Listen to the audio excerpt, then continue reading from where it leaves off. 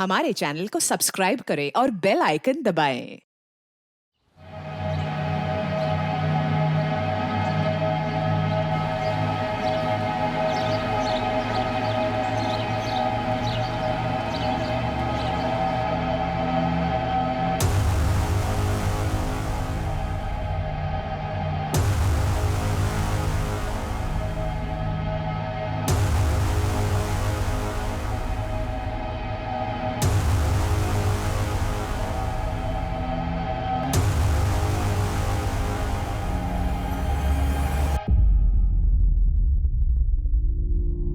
ये बला टल जाएगी मुकेश, ये बला जल्दी टल जाएगी। कितनी जल्दी रामनाथ जी? बहुत जल्दी। एक अरसे से पूरा समय ही चल रहा है, ये दशा कब तक चलेगी?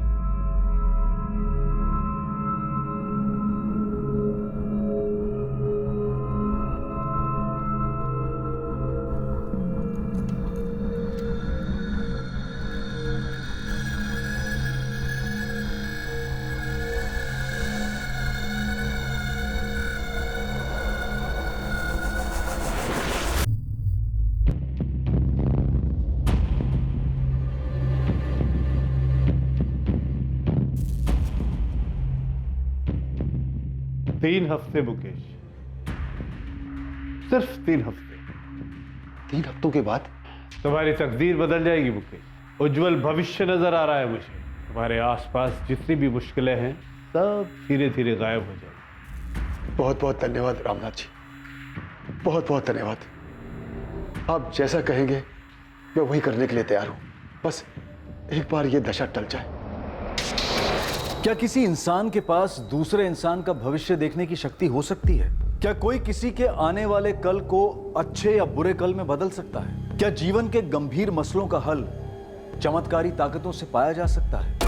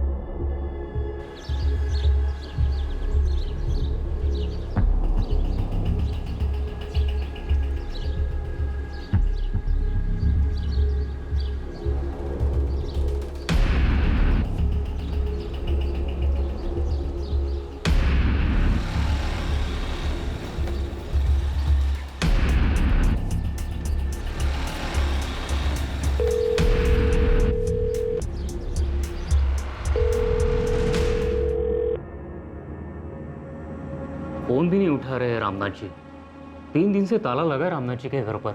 ऐसे कहीं जाती थी तो गायत्री भाभी हमेशा मुझे बताती थी। इस बार किसी को नहीं बताया। दूध वाला भी पूछ रहा था कब आ रहे हैं ये लोग। वो रामनाथ जी के चेले, वो लक्ष्मण और धीरज, वो भी आकर लौट गए। सरला, 2-3 दिन पहले रात को जो हो रहा था वो अजीब था।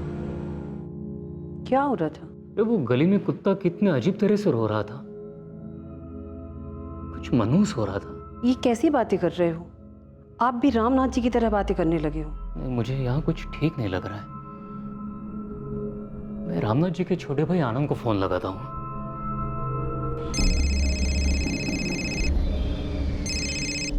नहीं रोहित, रामनाथ भैया ने मुझे कुछ नहीं बताया। हुआ क्या? नहीं, बस वो फोन नहीं उठा रहे हैं और 3 दिन से घर पर ताला है। 3 दिन से ताला लगा हुआ घर पे? हाँ आनंद, मैंने आखिरी बार उन्हें 16 जुलाई को देखा था, उसके बाद कोई भी नहीं दिखा। The number you have called is currently switched off. पापा, किशोर भैया और नेहा दीदी का भी फोन बंद आ रहा है। हाँ विशाल, ये गायत्री भाभी का फोन भी बंद आ रहा है। तो सब लोग गए कहाँ होंगे? ऐसे सभी लोग फोन बंद करके कहीं जाएंगे क्या?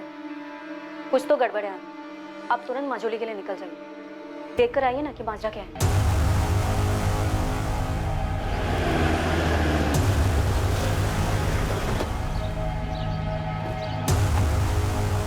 सर, मैं आनंद दीक्षित, रामनाथ दीक्षित का छोटा भाई।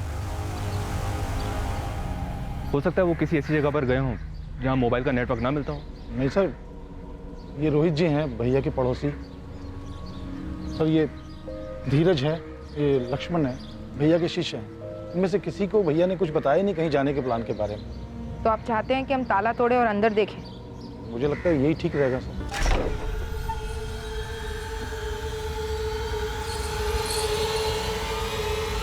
सर रुकिए, खून।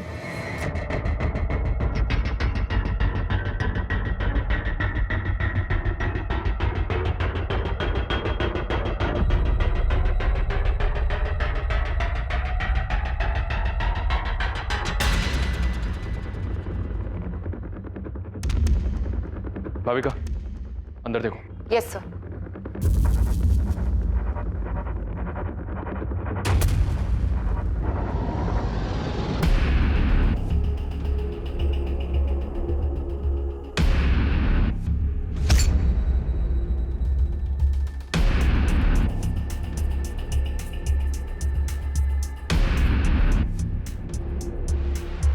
यहाँ कुछ हुआ है सर?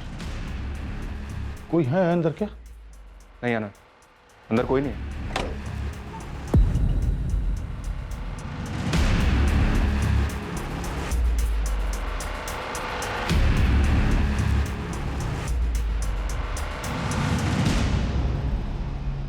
यहाँ जिस तरह से कपड़े बिखरे हुए हैं, लग रहा है जैसे कोई कुछ ढूंढ रहा था।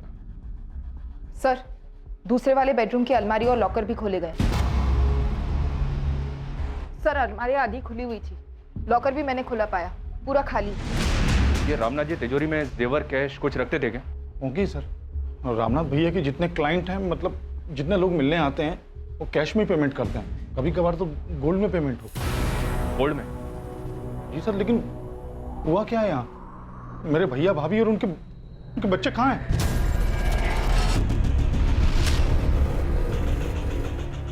तोमर, फॉरेंसिक टीम को तुरंत आने को कहो। यहाँ कुछ तो हुआ है। सर, घर के पीछे वाले आंगन में आइए, कुछ हुआ है वहां।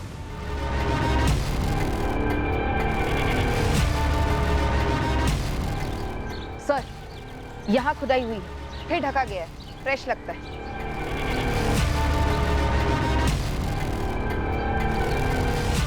मुझे आइडिया नहीं सर। मैं यहाँ भैया के यहाँ काफ़ी अरसे बाद आया हूँ।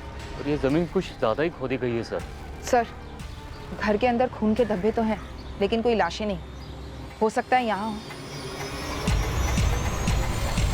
अब जो जमीन के अंदर से सामने आने वाला था, उससे सिर्फ मझौली गांव नहीं बल्कि पूरे राज्य के लोगों के पैरों तले जमीन खिसकने वाली थी। और रामनाथ दीक्षित के घर हुआ यह रहस्यमय कांड पुलिस के लिए काफी पेचीदा साबित होने जा रहा था।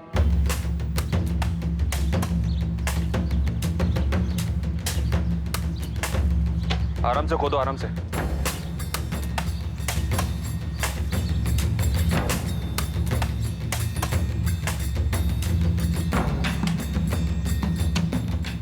सर, अभी तक तो हमारे हाथ कुछ नहीं लगा है। लेकिन सर, यहाँ जरूर कुछ मिलेगा।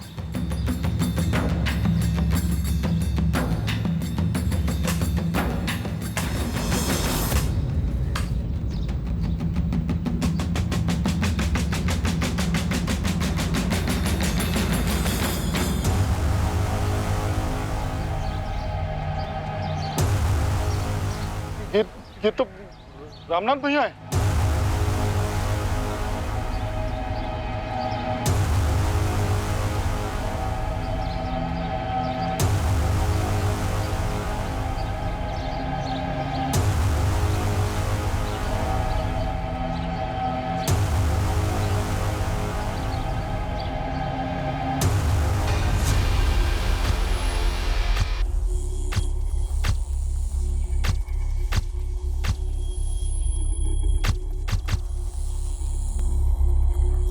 चारों पर छुरे जैसे किसी हथियार से वार किया गया है। सबकी जुगुलर वेन काटी गई है, ये गले की ये नस। ऐसी हालत में मौत ऑन द स्पॉट होती है। हमला एकदम अचानक किया गया होगा, क्योंकि पड़ोसियों ने किसी भी तरह की कोई आवाज नहीं सुनी। हमने तो कोई चीखने चिल्लाने की आवाज नहीं सुनी सर। 17 तारीख की सुबह से ये लोग दिखे ही नहीं, तब से ताले लगा है घर पे। लक्ष्मण, धीरज, क्या लगता है तुम्हें रामनाथ जी के पास 16 की रात को कौन आया होगा जो ऐसा करके? पता नहीं साहब, 16 की शाम को गुरुजी के साथ बैठक हुई, उसके बाद मैं अपने घर चला गया। मैं भी साहब, मैं और लक्ष्मण साथ ही निकले थे।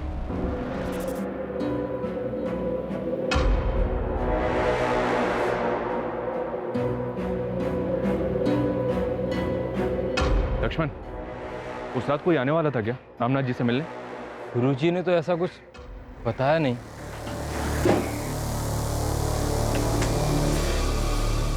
सर, ये 4 फोन्स ड्रॉअर में से मिले। इन्हीं चारों के होंगे, रामनाथ जी, उनकी वाइफ गायत्री और बच्चे नेहा और किशोर। कम से कम 72 घंटे। 72 घंटे, इससे ज्यादा हो भी नहीं सकते, क्योंकि 16 जून की शाम को इन सबको देखा गया था और 17 तारीख से घर पर ताला लगा है। अजीब बात है इंस्पेक्टर, 16 की रात 4-4 कत्ल होते हैं, लेकिन पड़ोसी को भनक तक नहीं लगी।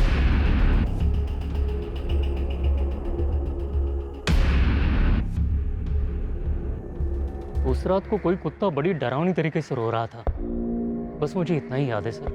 कुत्ता रो रहा था? हाँ, मैं उठ गया था, बहुत ही मनुष्य सा लग रहा था, घबराहट सी होने लगी थी सर। फिर मैं थोड़ी देर में फिर से सो गया था। आनंद जी, आपके भाई काला जादू वगैरह करते थे? नहीं, भविष्यवाणी करते थे, लोगों की मुश्किलें हल करते थे।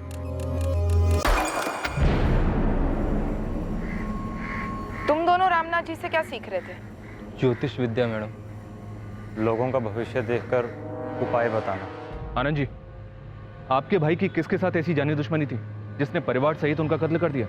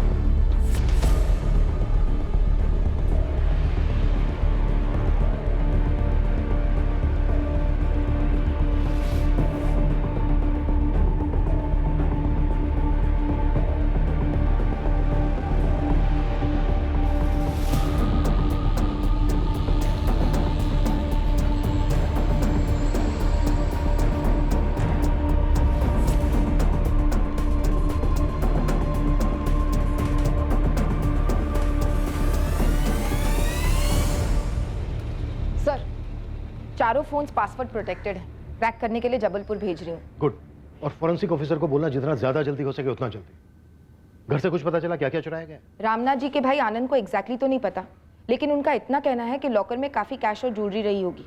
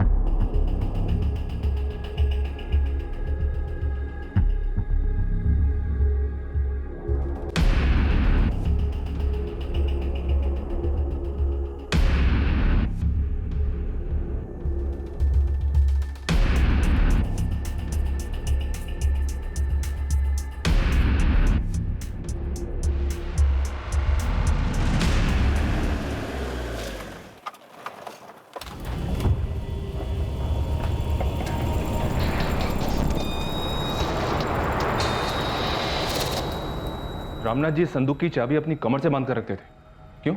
हाँ साहब, ये संदूक कोई और खोलता नहीं था, सिर्फ गुरुजी ही खोलते थे। अब तुम खोलो, ये लो, खोलो।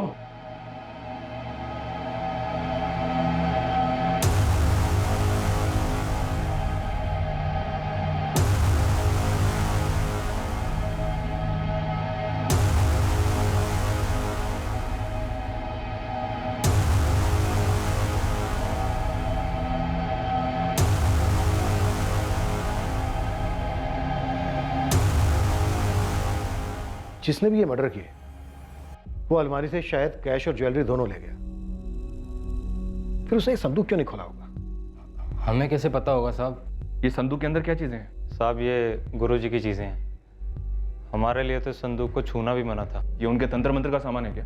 साहब हमें सच में नहीं पता। लक्ष्मण, धीरज, ऐसा कौन हो सकता है जो तुम्हारे गुरुजी और उनके पूरे परिवार की हत्या कर दे? साहब मुझे नहीं लगता ऐसा कोई था, और अगर कोई था तो मुझे कोई अंदाज़ा नहीं है। साहब मुझे भी नहीं पता, गुरुजी और उनके परिवार को कोई क्यों मारेगा? वो तो बहुत भले आदमी थे, उन्होंने तो कभी किसी का बुरा भी नहीं किया। तुम दोनों का इस घर में बराबर आना जाना था। अब तुम दोनों हमें ये बताओ, ऐसा और कौन है जो हमारी मदद कर सकता है? वो गोपाल से आपने बात की? गोपाल जोशी। गोपाल रामनाथ दीक्षित के शिष्य हो तुम?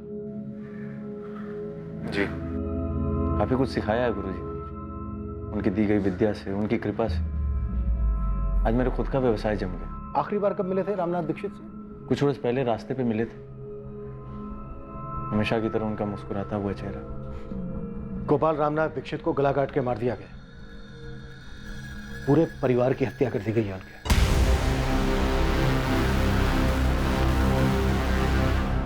सर देर रात हुआ होगा, वो पड़ोसी रोहित कह रहा था कि उस रात को एक कुत्ता बहुत अजीब तरह से रो रहा था और काफी देर तक रो रहा था। इस तरह कुत्ते के रोने को अपशगुन माना जाता है, और रामनाथ तांत्रिक विद्याएं करता था।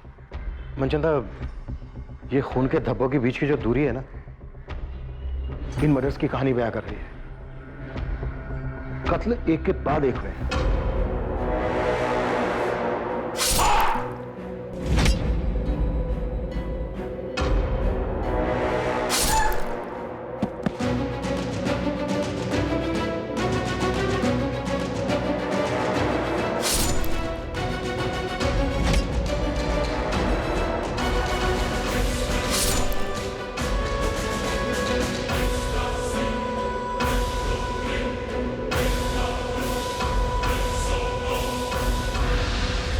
सिर्फ इतना ही नहीं, रामनाथ दीक्षित की पत्नी गायत्री और उनकी बेटी नेहा के साथ बलात्कार भी किया गया।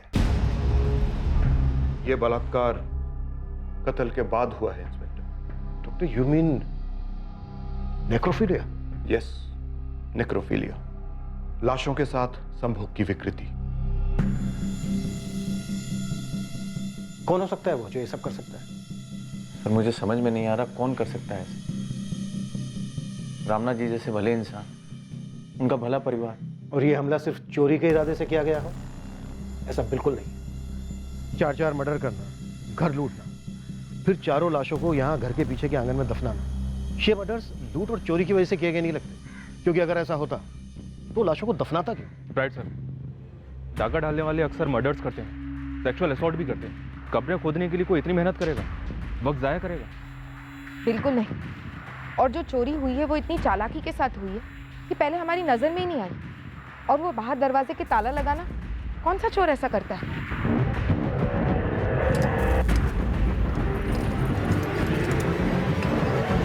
ये कोई निजी मसला है, या तो ये किसी जान पहचान वाले बहुत ही करीबी इंसान ने किया है, या फिर किसी से करवाया है बाकायदा डिटेल्ड इंस्ट्रक्शंस के साथ। कौन कहां पर होगा, क्या कैसे करना है, और क्या चीज कहां पर मिलेगी। लक्ष्मण और धीरज ने हमें बताया कि 1 साल पहले तक तुम अपने गुरु और उनके परिवार के काफी करीब थे। सर करीब था क्योंकि गुरु थे मेरे। जैसा कि मैंने आपको बताया कि आज मैं जो कुछ भी हूं, अपने पैरों पे खड़ा हूं, तो सिर्फ गुरु जी की वजह से। कौन हो सकता है वो जो इतनी नफरत करता था उनसे? बोलो गोपाल।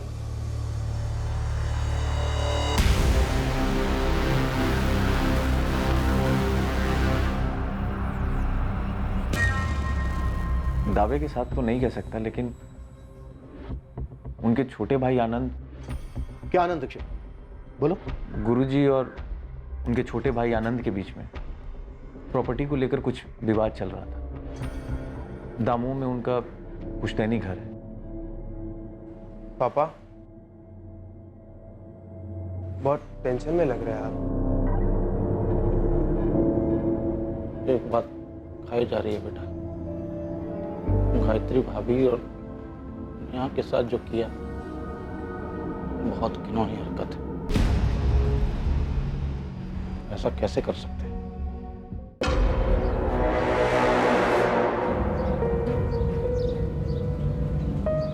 लक्ष्मण, क्या तू भी वही सोच रहा है जो मैं सोच रहा हूँ?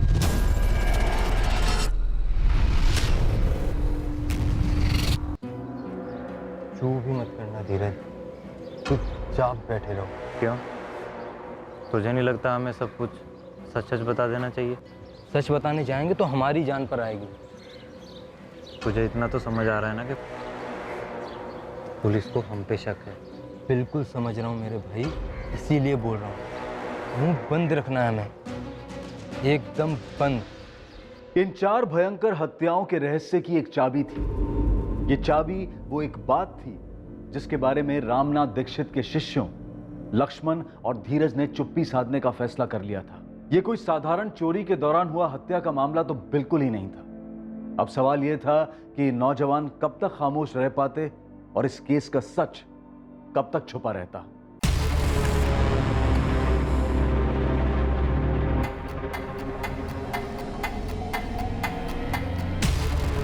The number you have called is currently switched off. गिरी, ये नंबर 44579124 फोन कंपनी से पता करो किसका है, अर्जेंट। जी मैडम।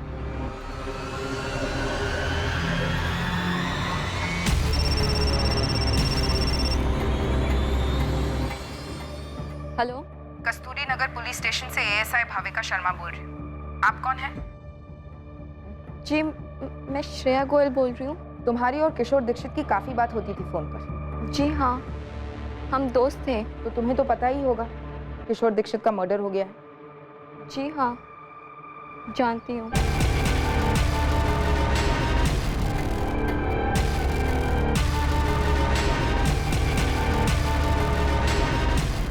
साहब मैंने पता किया, दमोह में पुश्तैनी घर को लेकर दोनों भाइयों में काफी खटास थी। तो ये गोपाल जो बता रहा था रामनाथ के भाई आनंद के बारे में, वो सच है? बिल्कुल सच है। एक मिनट गोपाल, रहने दो इसे। ये मेरा छोटा भाई ये चाहता है कि वो दमोह वाला घर में पूरा इसके नाम कर। 15 लाख देने थे, 8 दे चुका है, 7 बाकी है। मैं इससे कह रहा हूं कि भाई वो 7 लाख दे दो तो मैं कागजात पे साइन कर देता हूं। मैं गलत कर रहा हूं? बिल्कुल गलत नहीं कह रहे हैं आप। अगर आपकी जगह पे आनंद जी होते तो क्या वो साइन करते? अपना काम करो गोपाल। और भैया घर के मामले में बाहर वालों को क्यों ला रहे हैं आप? 7 लाख देने दे दूंगा मैं, कहीं भागा जा रहा हूँ क्या? अरे तो मैं भी कहां भागा जा रहा हूं आनंद। देखो भाई, हिसाब साफ होना चाहिए, आसानी रहेगी सबके लिए। अब रामनाथ तो रहा नहीं और ना उसका परिवार, तो सारी जमीन अब सिर्फ आनंद दीक्षित की। हाँ मैम, मुझे किशोर के लिए डर था और पहले से ही था। क्यों? उसके पापा कॉर्पोरेटर है। किसके पापा? सूरज के पापा। और सूरज ने किशोर को धमकी दी थी। किशोर नहीं, किशोर, किशोर छोड़ो उसे, किशोर, किशोर मत करो, छोड़ो उसे, सूरज नहीं, किशोर, किशोर, क्या कर रही हो तुम? होश में दो। श्रेया, तुम पहले मेरी गर्लफ्रेंड थी। सिर्फ दोस्त थे सूरज, पर मैं किशोर को लाइक करती हूँ और वो मुझे। तो तू पीछे रह साले, और तू जो भी है, ये दुनिया ना तेरे बाप की जागीर नहीं है। है साले है, दुनिया मेरे बाप की जागीर है। अबे कॉर्पोरेटर है तो क्या हुआ बे? भगवान तो नहीं है। अबे तू देखेगा क्या ताकत है मेरे बाप की। तू, तेरी तो पूरी फैमिली देखेगी। अबे मझौलिया कभी, और वहां आके ना पूछ कि रामनाथ दीक्षित की क्या ताकत है। एक मंत्र पढ़ेगे ना, तुम सबकी बैंड बज जाएगी। चल फिर देखते हैं ना, मंत्री की पावर जीतती है या फिर मंत्री की पावर।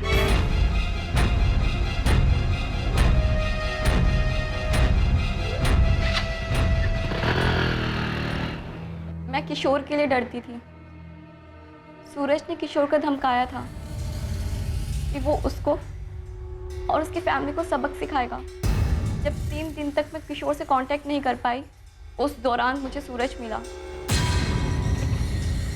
श्रेया बैठ ना, कॉलेज ड्रॉप कर देता हूँ तुझे।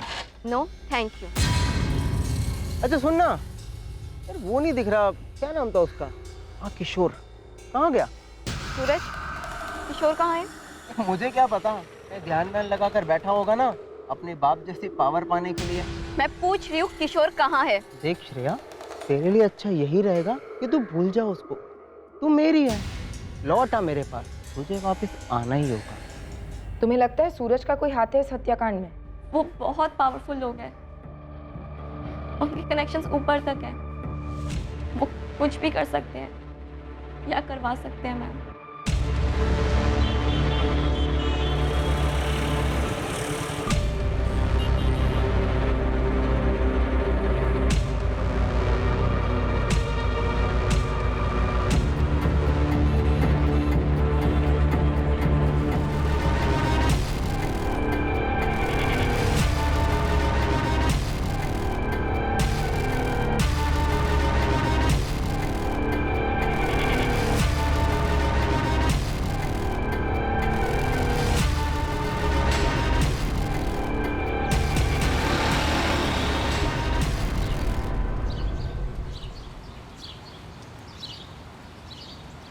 गोपाल भाई, गोपाल भाई। भैया, वो लक्ष्मण और धीरज मिलने आए हैं।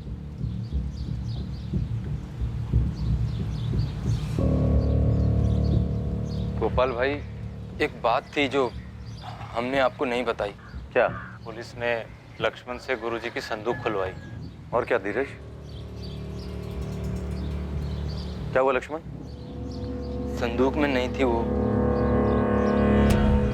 हमें पता है आनंद, तुम्हारी अपने भाई रामनाथ दीक्षित के साथ अनबन चल रही थी पुश्तैनी घर को लेकर। इस वक्त हमारे पास कोई सबूत नहीं है जो तुम्हें इस जुर्म से जोड़े। अब तुम ही बताओ, तुम अपना जुर्म खुद कबूल करोगे या फिर हम हमारे तरीके से कबूल करवाएं? कम से कम 2 लोग थे, शायद 3, जिन्होंने रामनाथ दीक्षित और उनके परिवार की हत्या की। इस सब की लाशों को घर की बैक साइड में दफना दिया। और इतना ही नहीं, तुम्हारी भाभी और भतीजी के साथ उन्होंने रेप भी किया है। ये किराए के लोग भी हो सकते हैं और एक ना एक दिन हम इन्हें धर ही लेंगे। फिर ये लोग हमें बताएंगे कि किसने उन्हें सुपारी दी थी।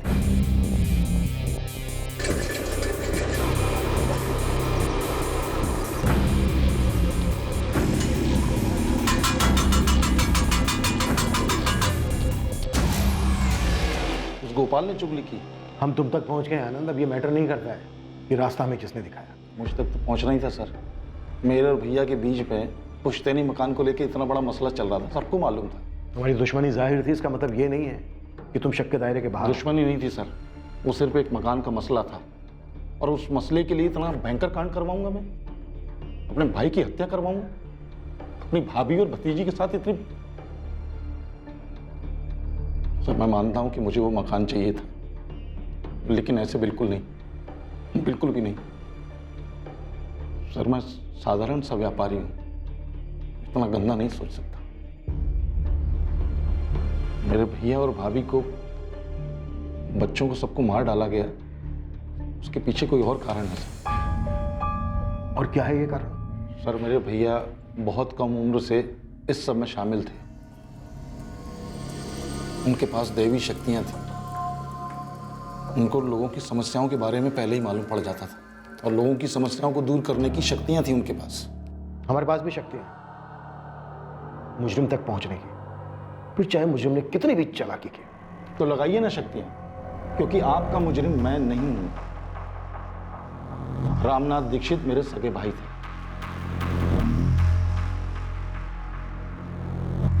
माधव रघुवंशी नाम है सर। रामनाथ की बेटी नेहा के कॉल रिकॉर्ड्स में काफी बार आया है।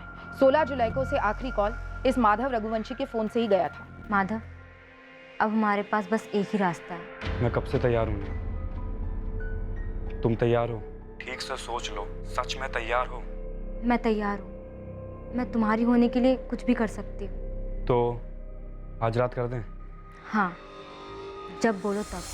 16 जुलाई की रात को फैमिली का एक कॉल्स में से ये लास्ट कॉल था? जी सर। इस माधव को ले आओ। हो सकता है नेहा ने माधव को कुछ बताया हो, उस रात कुछ हुआ हो इस कांड से पहले। जी सर, माधव को मैं अभी बुलाती हूँ। और sir, Manchanda sir corporator Dharmendra Gupta के बेटे सूरज गुप्ता को उठाने गए हैं।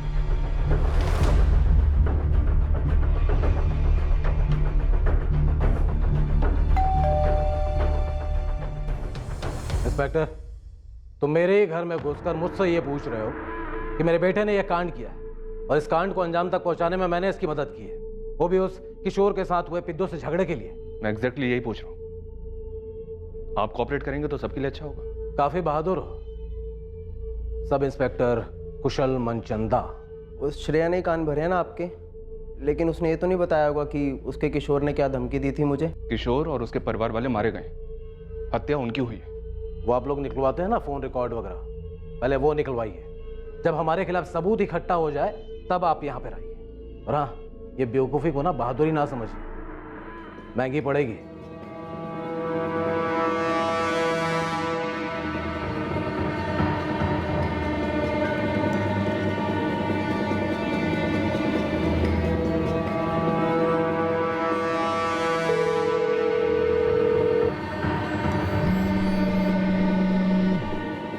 श्रेया, तुझे दिखता क्यों नहीं है?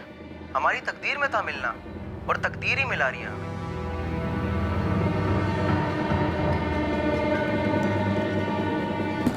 माधव, माधव, दरवाजा खोलो बेटा। ऐसा नहीं करते बेटा, दरवाजा तो खोलो। पिछले कुछ दिनों से ऐसे ही कर रहा है वो। 17 जुलाई से? हाँ, ऐसे ही कुछ। माधव, पुलिस, दरवाजा नहीं खोलोगे तो हम तोड़कर अंदर आएंगे। जरूरी बात करनी है तुमसे। मैंने कुछ नहीं किया, मुझसे क्या बात करनी है? कुछ नहीं किया तो सामने क्यों नहीं आ रहे हो?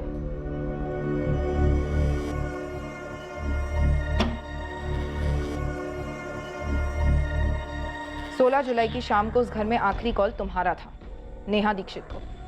क्या बात करनी है आपको? बात थाने में होगी। देखो माधव, चुप रहकर तुम अपनी खुद की कब्र खोद रहे हो और हमें यह सोचने पर मजबूर कर रहे हो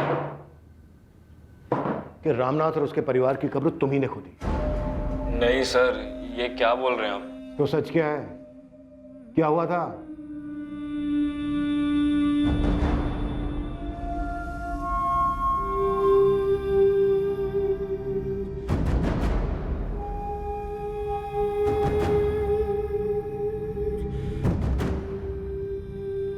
सर, नेहा और मैंने उस रात भागने का प्लान बनाया था। तुम दोनों भागने वाले थे, ये बात हुई थी फोन पर? जी सर। सीरियसली बोल रहा हूँ नेहा, आज रात। मैं भी कम सीरियस नहीं हूँ माधव। आज रात तो आज रात। रात को 2:30 बजे घर से निकलकर बाहर आ जाना, मैं इंतजार करूँगा। रामनाथ जी, वो हमारे रिश्ते के बारे में जानते थे, सख्त खिलाफ थे वो। सारी दुनिया का भविष्य देखता हूँ, तो क्या खुद की बेटी का भविष्य नहीं देखूंगा? इस माधव के साथ तुम्हारा आगे कुछ भी नहीं है बेटा। लेकिन बाबा, हम 11वीं क्लास से एक साथ। अब आगे नहीं होगा बेटा। तुम आज ही माधव के साथ सारे रिश्ते तोड़ दो। शुरू में कठिनाई होगी, पर बाद में सब ठीक हो जाएगा। और मेरा विश्वास करो बेटा, अच्छा समय आएगा, बहुत अच्छा समय आएगा। हम दोनों कॉलेज टाइम से भागने का प्लान बना रहे थे। उस रात हम दोनों ही जोश में थे। मैं थोड़ी देर पहले उसके घर के बाहर इंतजार कर रहा था, लेकिन सर वो आई ही नहीं। फिर मैंने सोचा कि घर के अंदर जाऊं। घर पे ताला देखकर मैं शॉक रह गया। एक अजीब सा डर भी लग रहा था कि शायद उन्होंने बाहर आते हुए उसे पकड़ लिया और कहीं ले के उसे छुपा दिया है सर। नेहा का फोन ऑफ जा रहा था सर, और डर के मारे मेरी जान भी जा रही थी। और फिर मैंने सुना कि क्या हुआ था वहां। मैंने नेहा को खो दिया सर। मैं प्यार करता था उससे, शादी करने वाले थे हम।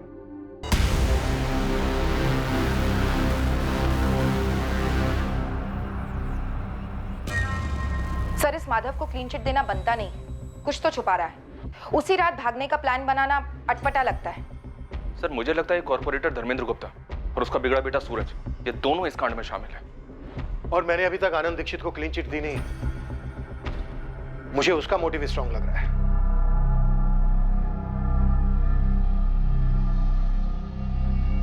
पूछना तो नहीं चाहिए, फिर भी पूछ रही हूँ। क्या यह घर अब पूरा आपके नाम पे हो जाएगा ना? पूछना नहीं चाहिए था करुण, और सोचना भी नहीं चाहिए था। अब सोच लिया और पूछ लिया तो एक बात ध्यान से सुनो, यहाँ मोहल्ले की औरतों के साथ गपशप में इस बात का जिक्र गलती से भी नहीं आना चाहिए। दुनिया भर के लोगों को आने वाले खतरे की चेतावनी देते रहे भैया, और अपने ऊपर टूटने वाले खतरे को भांप नहीं पाए। क्या पुलिस को संदूक में से यंत्र मिला?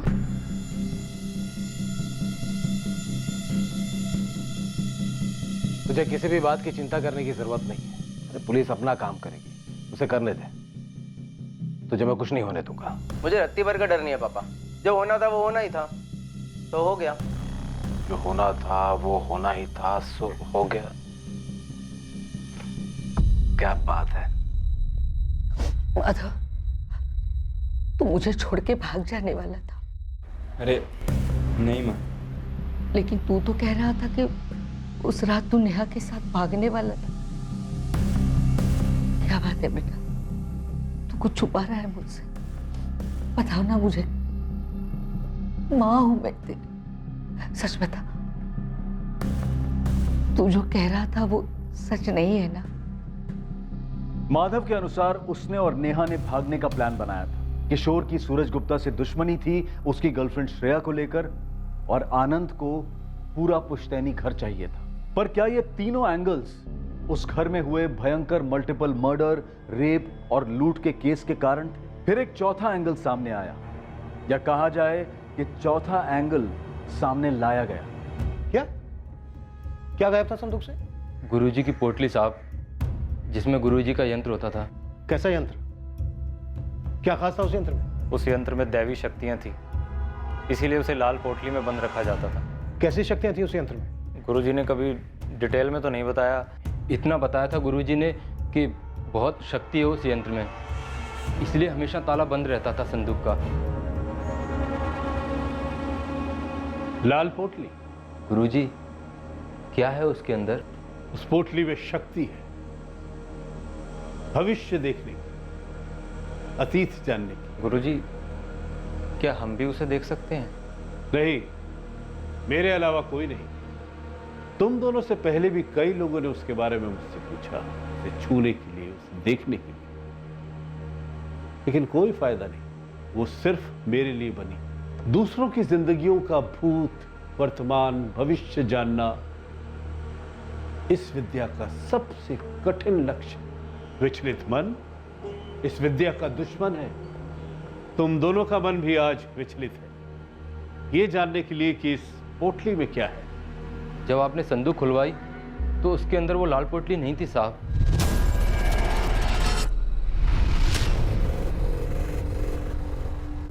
और ये बात तुम लोग अब हमें बता रहे हो? साहब, हम डर गए थे। हमें लगा कोई है जो इस यंत्र की ताकत को जानता है, उसी ने उसे चुराया है, और अब गुरुजी की शक्तियां उसके अंदर भी आ गई हैं। और हमने मुंह खोला तो वो हमें कुछ कर सकता है।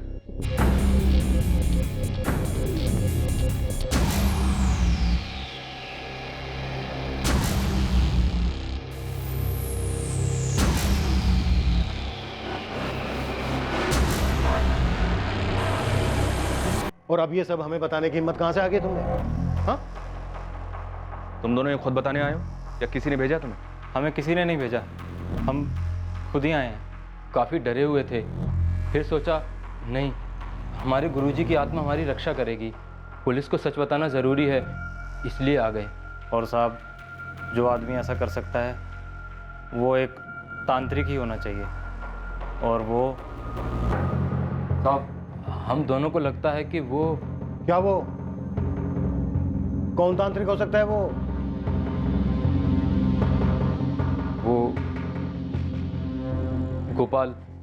गोपाल जोशी हो सकते हैं।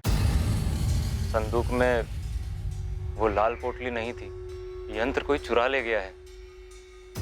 क्या गुरुजी और उनके परिवार का कत्ल उस यंत्र के लिए किया गया था? बकवास मत करो। पढ़ा नहीं तुम लोगों ने कि गुरुजी की पत्नी और उनकी बेटी के साथ क्या हुआ? कोई भी भक्त या गुरु ऐसा कभी नहीं करवाएगा। गोपाल भाई, आप ही बताइए हम क्या करें। पुलिस ने उनके सामने हमसे संदूक खुलवाई, उसमें लाल पोटली नहीं थी। ये लाल पोटली वाली बात पुलिस को बतानी चाहिए कि यंत्र के लिए कत्ल हुआ है। नहीं हुआ। तुम दोनों ये यंत्र की बात भुला दो, और पुलिस भी ये यंत्र मंत्र की बात पे विश्वास नहीं करती। यहाँ माजरा कुछ और ही है। लेकिन यंत्र गायब है। तो होने दो गायब। याद करो, उस यंत्र को सिर्फ हमारे गुरुजी इस्तेमाल कर सकते थे, और वो नहीं चाहते थे कि उसे कोई और छुए भी। मेरी राय मानो, तुम लोग उस यंत्र के बारे में बात तक मत करो। गोपाल भाई की सलाह हमें अजीब लगी साहब। साहब, उन्हें तो सीधे सीधे कहना चाहिए था कि पुलिस को जाकर सब बता दो, लेकिन उन्होंने ऐसा नहीं किया। तभी हमें गोपाल भाई पर शक हुआ।